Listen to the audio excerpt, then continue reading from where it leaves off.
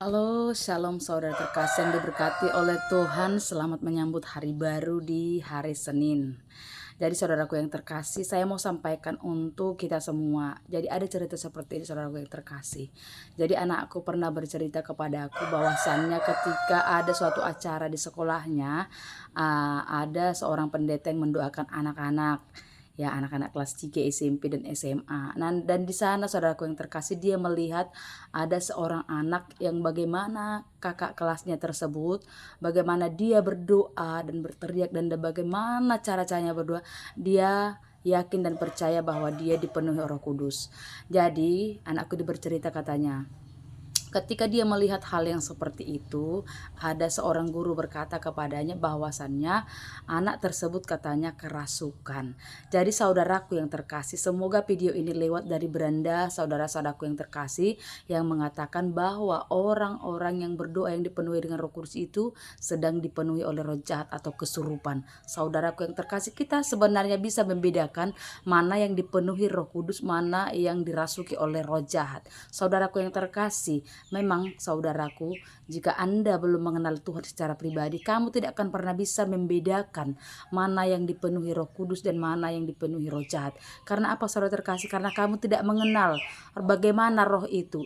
Tetapi saudaraku terkasih, saya mau ingatkan untuk kita semua bagaimana Raja Daud ketika dia ingin memuji Tuhan, dia merasakan hadirat Tuhan, dia menari saudaraku yang terkasih. Dan bacalah saudaraku yang terkasih ya, baca firman-Nya. Jadi saudaraku yang terkasih, untuk itu istri Daud itu menertawakan dia. Istri Daud menertawakan karena Daud itu menari-nari menyambut Tuhan, menari-menari untuk Tuhan. Alhasilnya apa saudaraku yang terkasih? Ya, karena dia menertawakan Raja Daud, karena istri Raja Daud menertawakan Raja Daud itu sedang menari-nari buat Tuhan, maka Tuhan menutup kandungannya sampai seumur hidupnya. Mengapa saudaraku yang terkasih? Karena dia sedang mendukakan Roh Kudus. Jadi saudaraku yang terkasih, ketika kita mengalami hadirat Tuhan, ketika kita dipenuhi Roh Kudus, pasti kita akan disuruh melompat untuk Tuhan, melompat untuk Tuhan, bernyanyi untuk Tuhan. Nah, demikianlah pernah yang saya alami saudara terkasih ketika aku dipenuhi Roh Kudus. Ketika aku dipenuhi Roh Kudus, awal-awalnya saudaraku terkasih, tubuhku tidak kuat dan bahkan diguncang saudaraku terkasih. Tetapi ketika selesai saudara terkasih berdoa, maka tubuhku ini kuat, tidak kuat, menjadi lemah, pegel semuanya. Tetapi seketika itu juga merasakan damai sejahtera yang tak pernah aku dapatkan dari siapapun.